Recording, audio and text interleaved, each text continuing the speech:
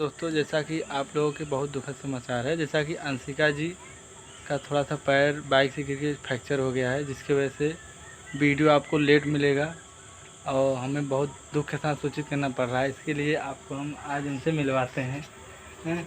तो देखिए यहाँ पे है न डोल पा रही हैं, न जो है कि कुछ नहीं कर पा रही हैं। देखिए यहीं सोई हैं और एक जो आकांक्षा जी हैं तो उनके लेके सेवा पानी कर रही हैं। जरूरी था बताना। हाँ अब भाई दर्शक लोग पूछ रहे हैं वीडियो नहीं आ रहा है, आपके जो फैन लोग, तो मैं सोचा कि उनको भी कुछ इन्फॉर्मेशन दें, कि उनको भी थोड़ा आपके लिए टेंशन। दोस्तों ज़्यादा आप लोग परेशान मत होइए, ज़्यादा नहीं, बस डोल नहीं पा रहे हैं, थोड़ा सा इधर उधर दिक्कत हो रही है, तो थोड़ा सा टाइम लगेगा सही होने में। सही हो जाएगा तो मैं फिर से वीडियो शूट करूँगी।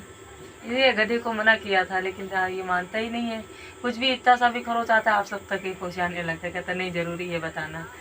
नहीं दोस्तों, आप लोगों से, आप लोग हमारे भगवान हैं, तो आप लोग थोड़ा जो है आशीर्वाद प्यार दुलार बताएंगे तभी कुछ होगा आप लोग ऐसे।